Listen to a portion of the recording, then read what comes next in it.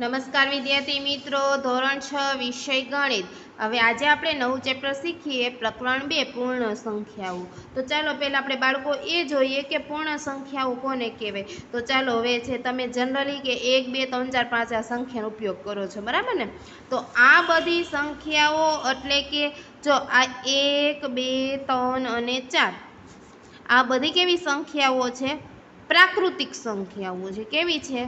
પ્રાકૃતિક. પણ જ્યારે એ સંખ્યા 0થી એટલે આમાં તમારે 0 આવે નહીં, પણ જ્યારે તમે સંખ્યાને 0થી સ્ટાર્ટ કરો, 0 1 2 3 4 અનંત સુધી, તો આ બધી કેવી સંખ્યા થઈ જાય? પૂર્ણ સંખ્યા થઈ જાય, બરાબર. કે પૂર્ણ સંખ્યા કોને કહેવાય? ને પ્રાકૃતિક સંખ્યા. એટલે પ્રાકૃતિક સંખ્યા છે 0થી ન ચાલુ થાય, પણ ક્યાંથી ચાલુ થાય? 1થી ચાલુ થાય. પણ જ્યારે પૂર્ણ સંખ્યા ક્યાંથી ચાલુ થાય? 0થી અનંત સુધી ચાલુ, અનંત સુધી રહે. તો આ બધી કેવી છે? પૂર્ણ સંખ્યા છે. પ્રાકૃતિક સંખ્યા બે સંખ્યા અનંત સુધી છે, પણ પ્રાકૃતિક સંખ્યા 1થી ચાલુ થાય, ને જ્યારે પૂર્ણ સંખ્યા છે ક્યાંથી ચાલુ થાય? 0થી ચાલુ થાય. તો ચાલો પેલા પૂર્ણ સંખ્યાઓ સમજાઈ ગયું. હવે પછીનું છે સંખ્યા રેખા. હવે આપણે જ્યારે સંખ્યા રેખા દોરીએ ને ત્યારે એ પૂર્ણ સંખ્યાથી નથી દોરવાની. ક્યાંથી દોરવાની? પૂર્ણ સંખ્યા. પૂર્ણ સંખ્યા એટલે ક્યાંથી? તો કે 1 2 0થી કરવાની કે 1થી? 0થી થાય.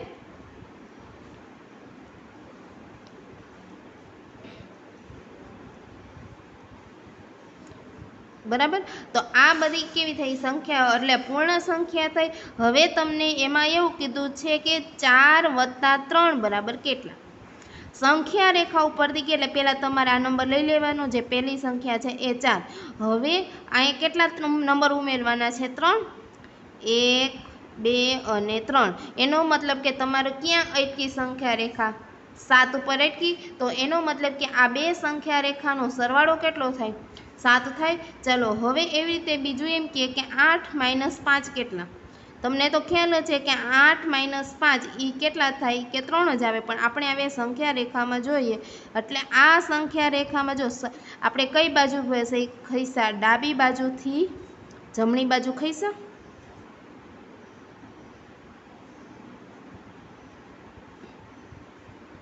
હવે આમાં એવું કીધું છે કે 8 અહીંયા છે, પણ હવે એમ કીધું કે કટ કરવાના છે. તો કેટલા કટ કરવાના છે? 5 સુધી. તો અહીંયા 5 છે, તો 5 સુધી લઈ ગયા. તો આમાં તમે કેટલી સંખ્યાને? 1 2 અને 3. એટલે મતલબ કે કેટલા સર્કલ કર્યા? 3. એટલે કે આમાં કઈ બાજુ આવશે? જમણી બાજુથી. એટલે કે જમણી બાજુથી કઈ બાજુ ખસવાનું? ડાબી બાજુ ખસવાનું. જ્યારે સરવાળામાં એટલે કે સરવાળામાં કઈ બાજુ? ડાબી બાજુથી જમણી બાજુ. જ્યારે બાદબાકીમાં આપણે જો 8થી ગણ્યું ને, 8થી આ બાજુ ખઈસા, એટલે જમણીથી ડાબી. બરાબર. સરવાળા અને બાદબાકી સમજાઈ ગયું. એટલે કે દર વખતે તમારે જ્યારે સરવાળો કરવાનો કે કોઈ પણ બે સંખ્યા, તો એ લઈને જે સંખ્યા કીધી હોય તો એને ડાબી બાજુથી જમણી બાજુ ખસવાનું, અને જ્યારે બાદબાકી ત્યારે જમણી બાજુથી કઈ બાજુ ખસવાનું? ડાબી બાજુનું ખસવાનું. ચાલો આટલું આ સમજાઈ ગયું. એટલે જો આમાં ઈ છે સંખ્યા રેખા પરનો સરવાળો, સંખ્યા રેખા પરની બાદબાકી. હવે છે સંખ્યા રેખા પરનો ગુણાકાર. હવે ગુણાકાર કેવી રીતે શીખવાનું? ધારો કે 3 × 4, બરાબર. આ એક સંખ્યા રેખા છે આપણી.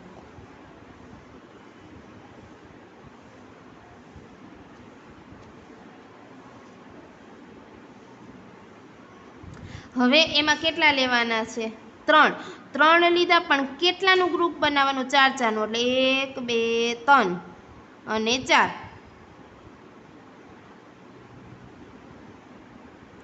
આટલા અહીંથી થઈ ગયું. 1 2 3 અને 4. પછી વળી પાછું 4નું થયું. વળી પાછું કેટલાનું થયું? 4. તો 3 છેલ્લે ક્યાં પહોંચ્યા? 12 પહોંચ્યા.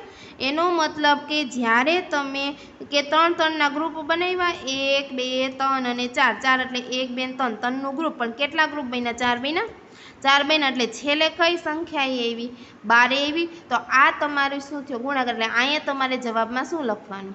12 લખવાનું. જ્યારે બાદબાકીમાં કેટલી સંખ્યા ખઈશા ને એ સંખ્યા લખવાનું અને સરવાળામાં જે સંખ્યા પાસે પહોંચ્યા એ સંખ્યા. ચાલો આ સમજાઈ ગયું સંખ્યા રેખાનું. ચાલો હવે તો આપણે સ્વાધ્યાય 2.1 જોઈએ. હવે મેં એવું કીધું છે કે 10,999 પછીની તરત આવતી 3 પ્રાકૃતિક સંખ્યા. પ્રાકૃતિક સંખ્યા એટલે જે પણ અહીંયા કીધું છે 10,999 તો 10,999 પછી તરત આવતી સંખ્યા.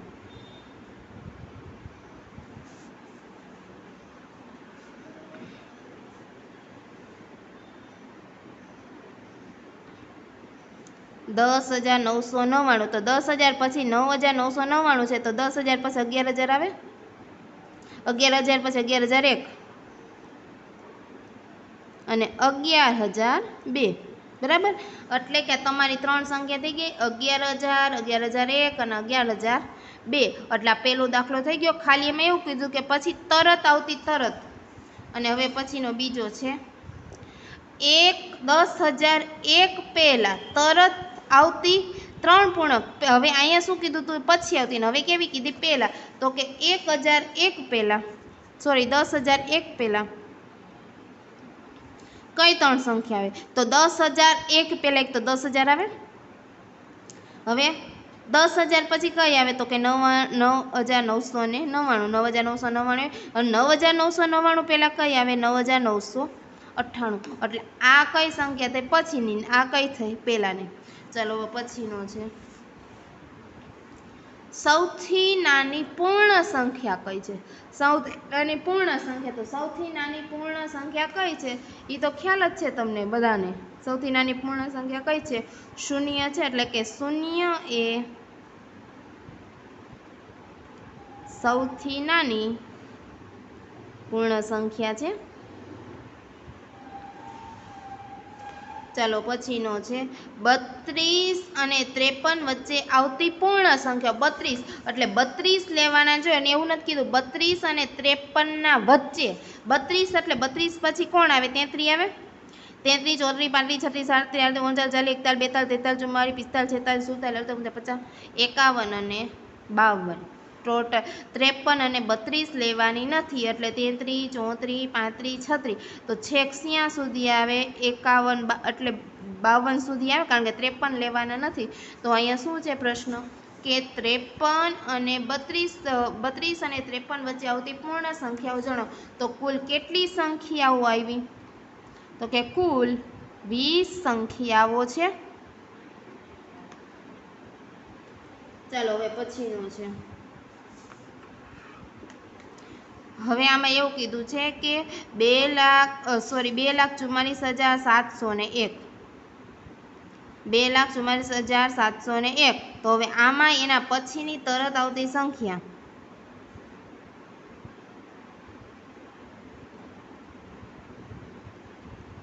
24,40,701 છે. તો 24,740,001 પહેલા કઈ આવે 40 છે. તો 701 ની બદલે પહેલા કઈ સંખ્યા આવે 700 આવે.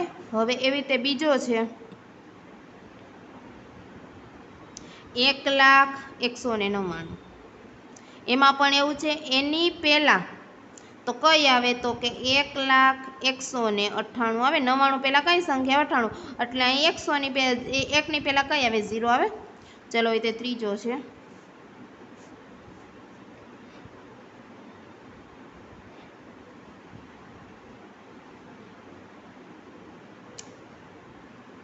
1,09,00,000 અને કેટલા 5 છે ને 10,99,999. તો 10,99,999 પહેલા કેટલા આવે 998 આવે. ચાલો પછીનો છે 23,45,670 23,45,670. તો 23,70 ની પહેલા કઈ આવે 69 આવે 669. ચાલો આ કઈ સંખ્યા થઈ તરત આવતી સંખ્યા પછીની કઈ. હવે પછી છે પહેલાની તો આમાં આપણે પછીની લખવાની હતી ત્યાં બી આવશે ને. હવે 199 પહેલા કેટલી આવશે 200 અને અહીંયા કેટલી આવશે 11,000 1 લાખ થઈ જશે. અને આમાં પણ 670, તો 670 પહેલાં કઈ આવશે? 71 આવશે. ચાલો પછીની છે પહેલા, તરત પહેલાની.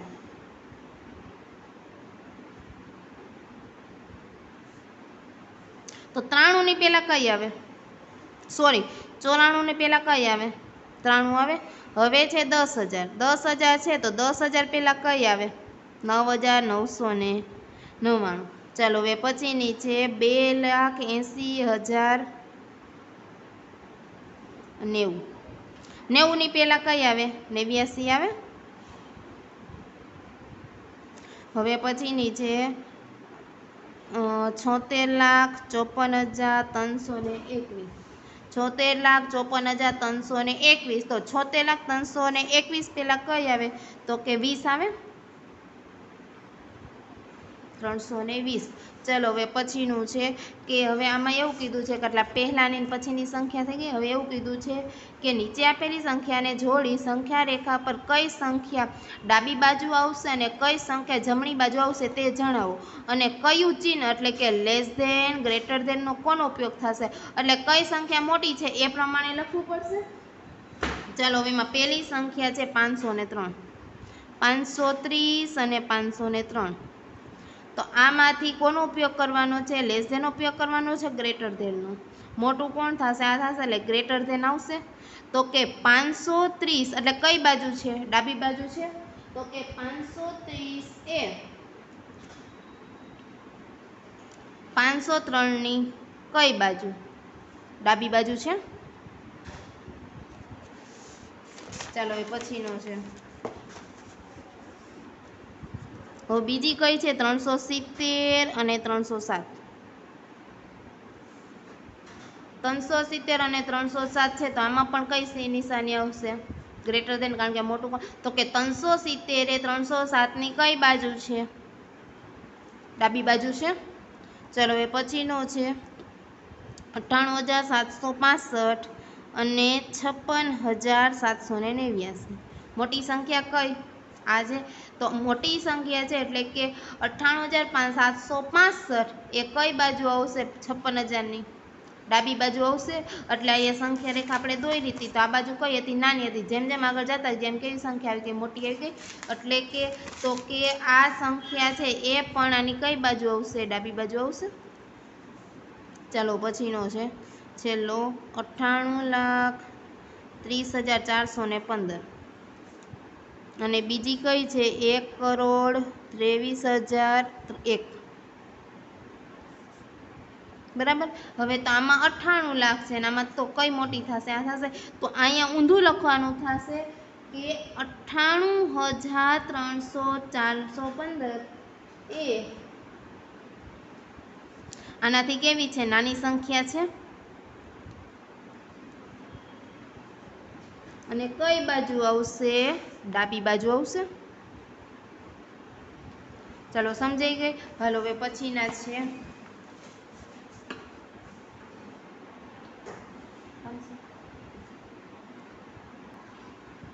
ચાલો પછીનો પ્રશ્ન 8 છે કે ખરું અને ખોટું જણાવો. નીચેનું વાક્ય ખરું છે ખોટું? શૂન્ય એ સૌથી નાની પ્રાકૃતિક સંખ્યા છે. તો કેવું આવશે? ખોટું, કારણ કે શૂન્ય એ સૌથી કેવી છે? પૂર્ણ સંખ્યા છે, પ્રાકૃતિક સંખ્યા નથી. ચાલો પછીનું છે 400 એ 399 પહેલા. 400 એ 399 પહેલા આવે કે પછી આવે? પછી આવે. બરાબર. એટલે આ પણ કેવું આવશે? ખોટું.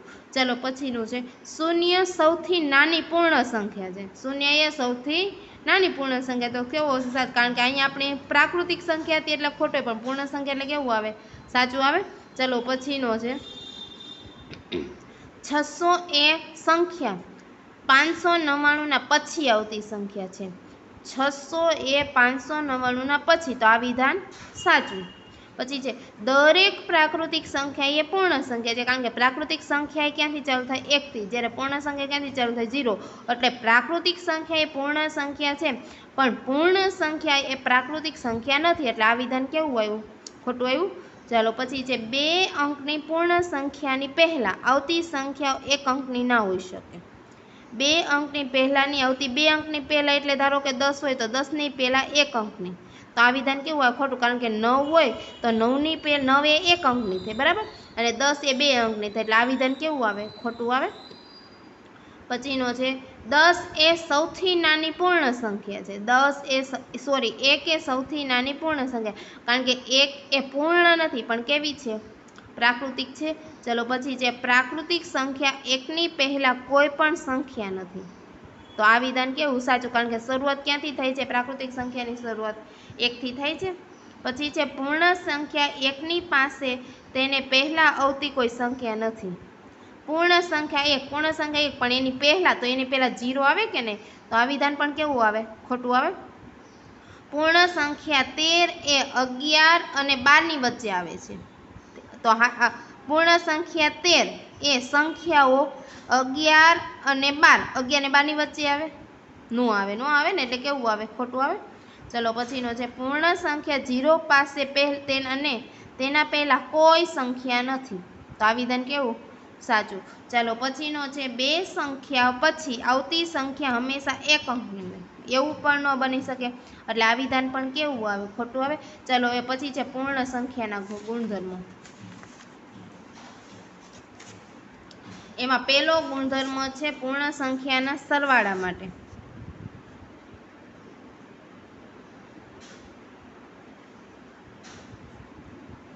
સરવાળા માટેનો ગુણધર્મ. હવે જો એના ગુણધર્મમાં કયો છે? એક તો સંવૃત્તાનો નિયમ. સંવૃત્તાનો નિયમ એટલે કે કોઈ પણ, ધારો કે સંવૃત્તાનો નિયમ એટલે શું? કે ધારો કે 3 અને 4 આ બે પૂર્ણ સંખ્યા છે. હવે બે પૂર્ણ સંખ્યાનો સરવાળો થયો તો કેટલો આવ્યો? 7 આવ્યો. તો 7 એટલે આ બે પૂર્ણ સંખ્યા છે, તો એનો સરવાળો પણ કેવો આવે? પૂર્ણ સંખ્યા આવે.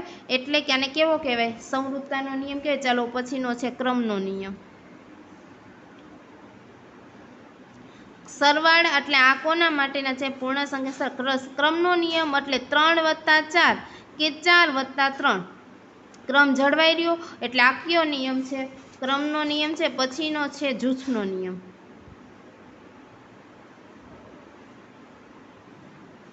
જૂથનો નિયમ એટલે કે ધારો કે 3 + 7 અને પછી બાઉસમાં 3, બરાબર. હવે એની બદલે કે તમે 3 + 3 પહેલાં કરી દો અને પછી 4 વડે સરવાળો કરો, બરાબર. અને અથવા કે એવું કરો કે 4 + 3 અને પાછા 3. એટલે જૂથ એટલે કે 3 સંખ્યાનું જે જૂથ છે એમાંથી તમે ક્રમ આડાવડો કરો, પણ સરવાળાના નિયમમાં કાંઈ ફેરફાર પડે નહીં. એટલા માટેને કેવો નિયમ કહેવાય છે? જૂથનો નિયમ કહેવાય છે. પછી ચોથો છે શૂન્ય એ સરવાળા માટેની તટસ્થ સંખ્યા. તટસ્થ સંખ્યા એટલે કે ધારો કે કોઈ પણ સંખ્યા છે 5, 7, 15, બધાનો 0 સાથે સરવાળો કરી તો જવાબ એના આવ્યો 5 + 0 એટલે કેટલા આવ્યા? 5. 7 + 0 એટલે કેટલા આવ્યા? 7. એટલે કે શૂન્ય એ સરવાળા માટેની તટસ્થ સંખ્યા છે, બરાબર. એટલે આ શેના નિયમ હતા? સરવાળા માટેના હતા. હવે એવી રીતે ગુણાકાર માટેના. ગુણાકારના ગુણધર્મો. ચાલો હવે એમાં પહેલો કયો? તો સંવૃત્તાનો હતો. તો સંવૃત્તાનો આમાં પણ એમ જ છે કે કોઈ પણ બે સંખ્યાનો પૂર્ણ સંખ્યાનો ગુણાકાર કરો તો સંખ્યા પણ કેવી આવે? પૂર્ણ સંખ્યા આવે. ચાલો હવે એવી રીતે બીજો છે ક્રમનો નિયમ. ક્રમનો નિયમ છે એટલે 3 × 12 ગુણાકાર માટે ને 4 × 13 = 12. એટલે આ પણ ક્રમ કેવો રહ્યો? જળવાઈ રહ્યો. હવે પછીનો છે ત્રીજો જૂથનો નિયમ.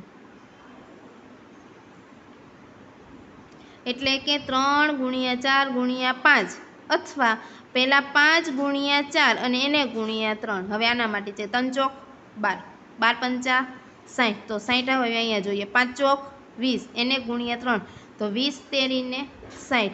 એટલે કે જો બે ગુણાકાર અલગ અલગ કર્યો પણ તમારો નિયમ કેવો રહ્યો? જળવાઈ રહ્યો. ચાલો હવે પછી છે કે ચોથો છે 1 એ આમાં શૂન્ય એ સરવાળા માટેની તટસ્થ સંખ્યા છે. તે ગુણાકાર માટેની તટસ્થ સંખ્યા કોણ છે? 1. 1 એ તટસ્થ સંખ્યા છે, પણ કોના માટેની? ગુણાકાર માટેની, બરાબર। હવે 1 ગુણ્યા 5 કરી તો 5 એકા 5। હવે સરવાળો કર્યો 0 સાથે કર્યો તો જવાબી નહીં, એટલે કે તટસ્થ સંખ્યા એટલે કે એ સંખ્યા એવી સંખ્યા કે એની સાથે જવાબ ગુણાકાર કરીએ તો એની સંખ્યા આવે, એટલે કઈ આવે? 1 આવે। એટલે 1 એ કેવી સંખ્યા છે? તટસ્થ સંખ્યા છે। અને ગુણાકાર માટેનો હજી એક નિયમ છે વિભાજનનો નિયમ।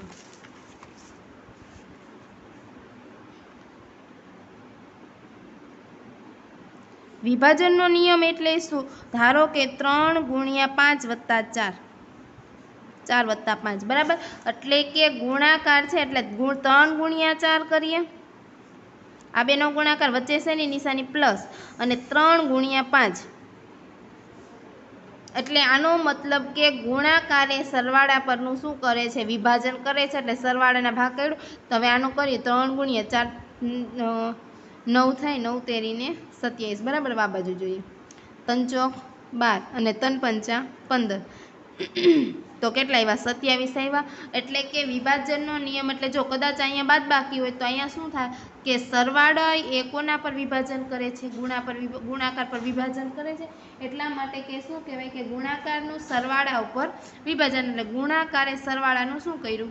વિભાજન કર્યું। ચલો ગુણાકાર સરવાળા ગુણાકારના નિયમ સમજાઈ ગયા। હવે છે ઉદાહરણ।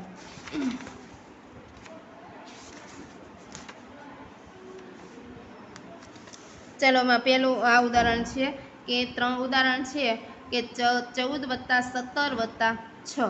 હવે 2 રીતથી શોધો, 2 એટલે પેલું તમને આપ્યું છે